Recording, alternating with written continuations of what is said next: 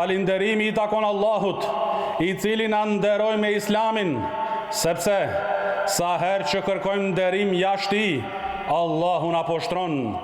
Ky Islam është referenca e vetme e muslimanëve në çdo kohë dhe në çdo vend. Ai zgjidh të gjitha problemet. Islami zgjidh problemet e besimit dhe të adhurimit, ndërsa njerëzit e tokës janë në përçarje në besimet e tyre, adhurimet e tyre, në sekte dhe në devijime. Islami erdhi kur gjithë bota ishte në një ignorancë të thellë dhe humbje të verbër.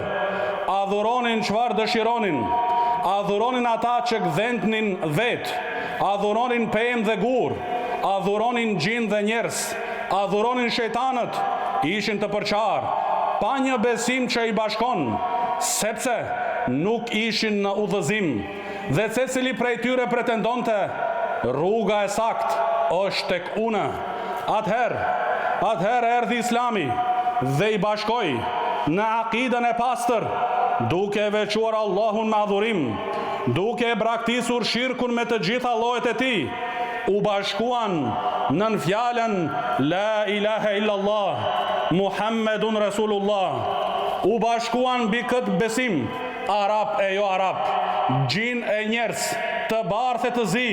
Nuk ka e përsi arabin mbi jo arabin, e as i bardhin mbi të ziun, përveç se me devotshmëri. Thot Allahu i lartësuar, Inna akramakum inda Allahi atqakum. Vërtet, më i nderuari prej jush tek Allahu është më i devotshmi. Kështu, Bilali Etiopiani, Selmani Perziani, Suhejbi Romaku dhe të tjerë ishin nga prijesit e besimtarve, dhe nga banorët e xhennetit, ndërsa Ebu Xehli dhe Ebu Lehebi janë në shkallën më të ulët të zjarit. Nuk u bëri dobi fare preardhja dhe afërsia familjare.